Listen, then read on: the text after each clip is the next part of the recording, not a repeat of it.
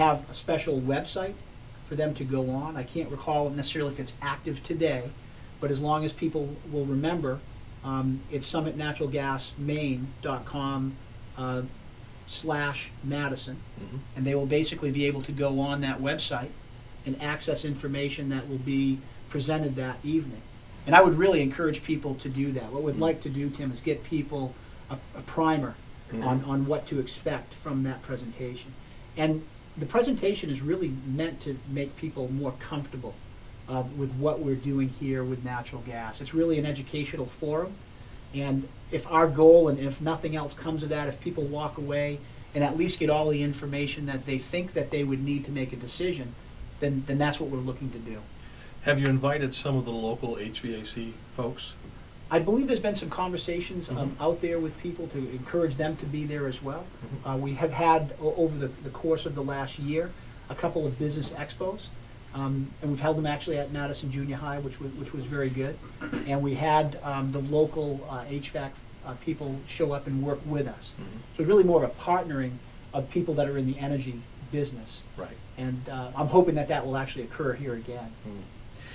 I think, and this is my take, and I'd like to get your take on it as well, some of the initial concern and reservation from, and I'll name some of the local ones in Madison, providers like Bob's Cast Fuel and Value Energy and C.N. Brown, some of their initial concern has kind of been, resolved a little bit because they're still in the business of being the energy and heat providers for all of their customers, and there's still going to be plenty of options for people to have. And what a lot of people were afraid of was this immediate resistance from these folks, and I think I've kind of found that's kind of dissolved.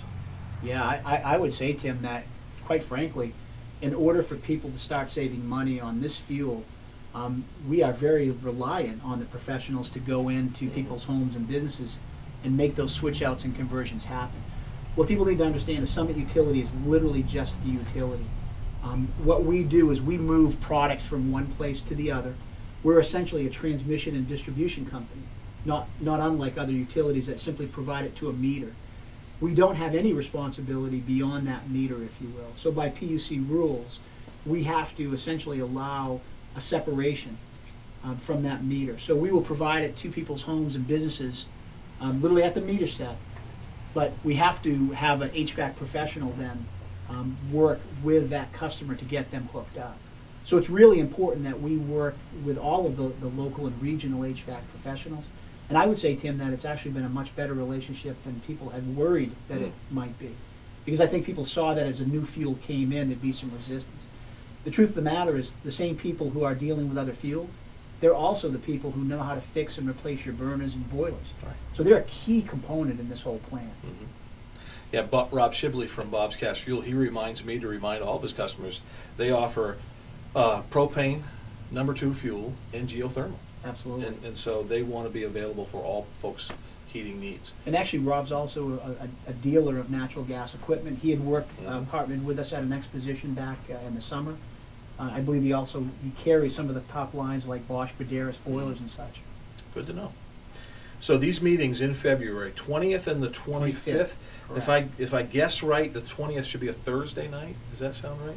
I'm trying to remember that. See, everybody's scrambling for the calendars now. Okay, here's where I'm going. Valentine's Day is a Friday, and that's the 14th. So you back up a day and add 7. It's got to be a Thursday night. So what time are these meetings? It's at 7 p.m. 7 p.m. And what we'd like to do is have people get there for 7 p.m. so that we can start. We're also going to offer some pizza, complimentary pizza, that we're going to be getting from Pizzarama. That's an important point, because we want to make sure we understand, is it Amy Lynn's House of Pizza, Pizzarama, Al's? Where's it coming from? So Pizzarama is a good choice. Yeah, we'll put that plug in, and obviously residents are invited to come in and join us, and also win gift cards from local businesses as well as part of that. So we're really talking about an event night.